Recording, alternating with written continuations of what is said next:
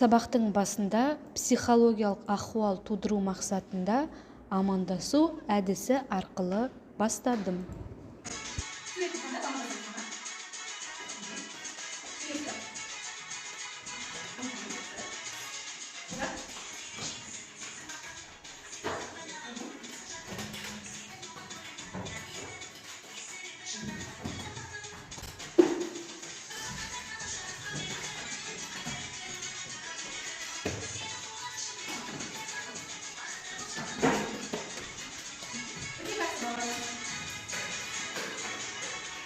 Ендеше балалар, біз өткен сабақта қандай тақырып, қандай ертегі оқыдық? Кім жауап береді?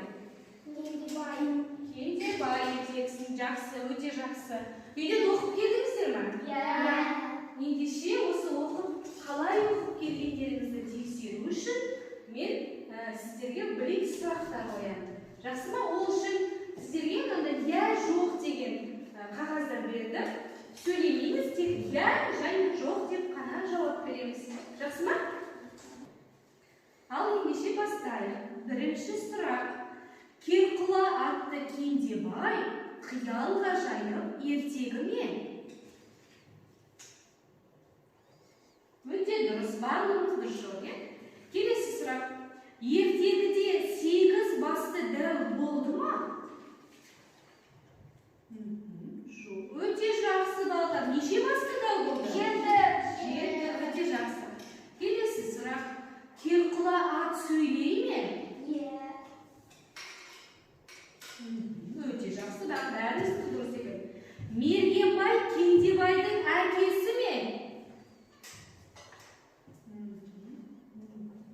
Жақсы, дұрыс. Келесі.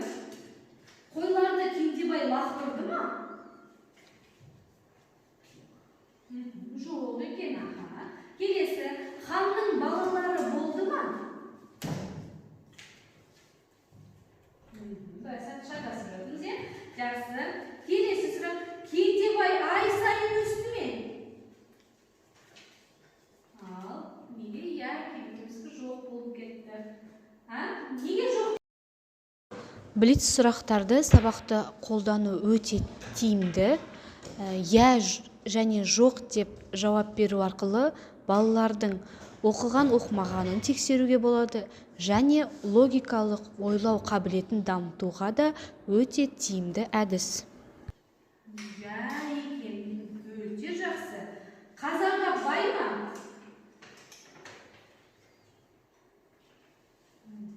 Шатасып кетті мына жерде.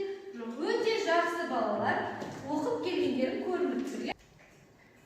Ендеше бүгін бізде балалар Керқұла атты Кендебай ертегісінің екінші сабағы екен. Бүгінгі сабағымыздың оқу мақсаты көркем шығармадағы кейіпкерлер портреті мен іс-әрекеті арқылы образын ашу. Екінші мақсат кейіпкерлерді шынайы өмірмен салыстырып бағалау. Сабақ мақсаты Керқұла атты Кендебай ертегісіндегі кейіпкерлердің іс-әрекетін сахналау арқылы өз ойларын айтып образын ашу, Кендебайды өмірдегі батырмен салыстырып талдау. Жаңа сабағымызды бастамас бұрын бізге топқа бөлініп алу қажет болады. Ол үшін біз қазақтың қандай ойыны бұл ойын? Асық. Тамаша. Осы қазақтың ұлттық ойыны асық ату арқылы екі топқа бөлініп алайық. Қанеки балалар? Кім бірінші атады? Сабақта ұлттық ойындарды ойнату арқылы ұлттық ойындардың қалай ойналатынын үйретіп және осы арқылы ұлттық салт дәстүрге деген сүйіспеншілігін нығайтуға болады.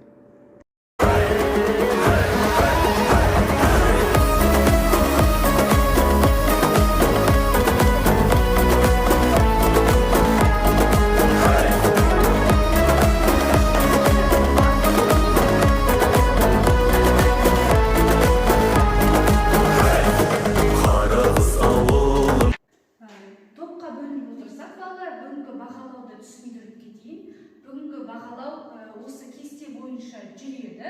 Яғни бірінші топ бағалау матрица кестесі арқылы жүргізіледі.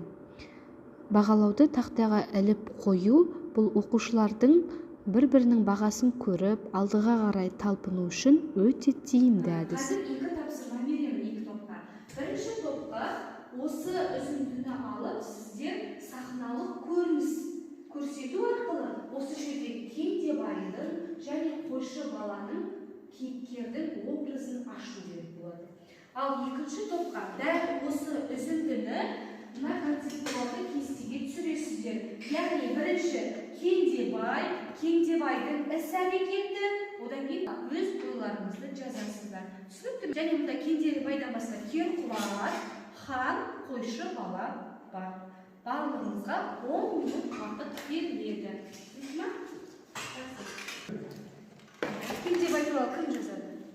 Жазады. Өзіне қаратып ал. Қалғандарымыз ойланып отырамыз, не жазады? Жазамын. Бірінші топ дайын болса, шығамыз.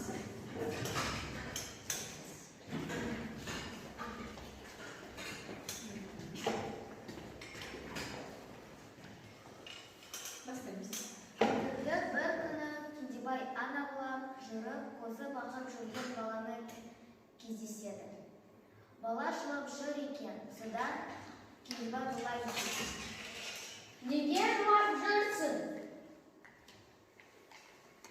Әкемді де анамды жоқ, сол үшін жылаймын.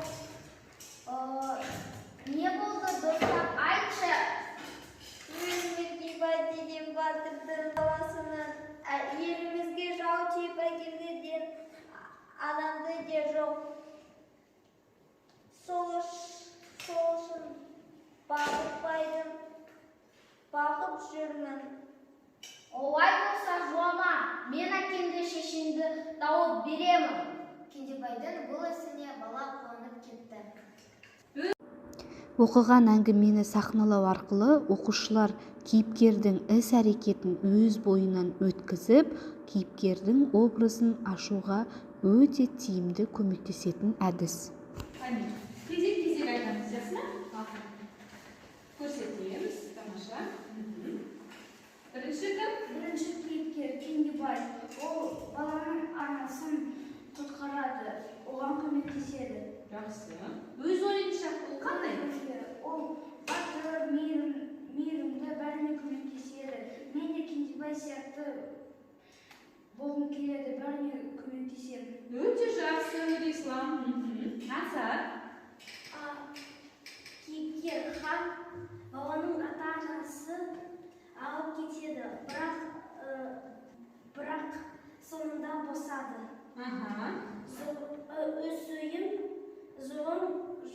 Зұлым жаман, бірақ соңында ата-анасы босатады.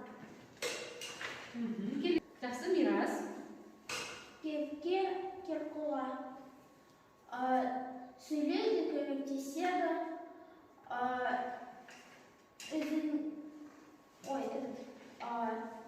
Мықты ат, жақсы дос. Қойшы бала, көңілші жылайды, ата-анасын сағынады. Кішкентай еңбекқор. Еңбекқор деп ойлайсың, өте жақсы, Аружан, отырыңдар, өте жақсы. Екінші топта өте жақсы орындады. Мінекей мен сіздерге осы тапсырма бойынша өздеріңіздің балдарыңызды қоямын. Кім дұрыс айтқан жоқ, 4 балл, иә? Ал бірінші топтың көрінісі бойынша барлықтарыңызға 5 баллдан.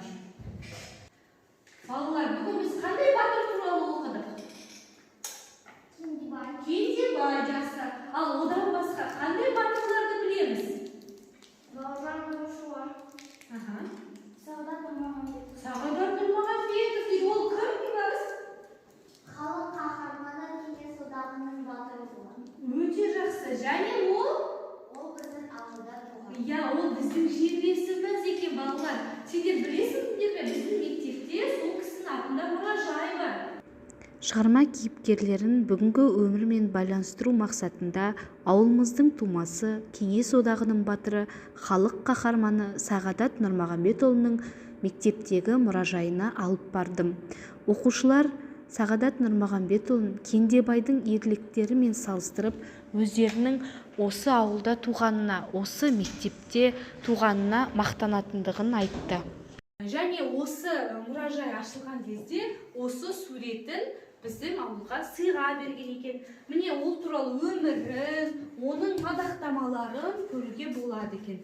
Түсінікті ме? Енді балалар, келесі біздің соңғы тапсырмамыз ол шахмат тақтасы әдісі деп аталады. Шахматты бәріміз білеміз ғой, иә? Онда қандай жолақтар бар? Қара. Ал біз етегімізде қандай кейіпкерлер бар? Жағымды және жағымсыз деп айтамыз, иә? Жақсы, ендеше қазір мен екі топқа осы шахмат тақтасы мен кейіпкерлер жазылған тастарды беремін.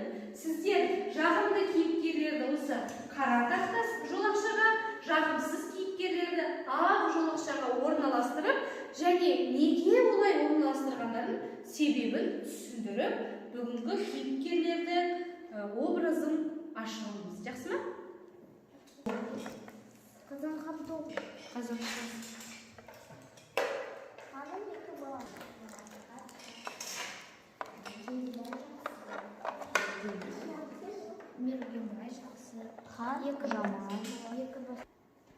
Ал бірінші топ болдық па? Ал қане айтып шығайық. Керқұлақ қайда тұр? Иә, ол қандай? Жақсы. Иә. Ал арыстан қайда тұр? Ол жаман, жағымсыз кейіпкер дейміз. Жақсы. Ханның екі баласы неге қараға қойып қойғасыздар? Ал неге хан ақ пен қараның ортасында тұр? Шахмат тақтасы әдісі оқушыларға, әсіресе осындай ертегілерді өткен кезде өте тиімді тәсіл. Ақ жолақшаға жағымды кейіпкерлерді, қара жолақшаға жағымсыз кейіпкерлерді орналастырады және олай орналастыруының себебін айтады. Неше жағымды, неше жағымсыз кейіпкер болып санайықшы?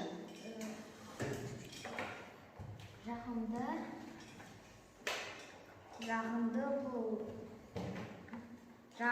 бұл 4. 4. Жағымсыз?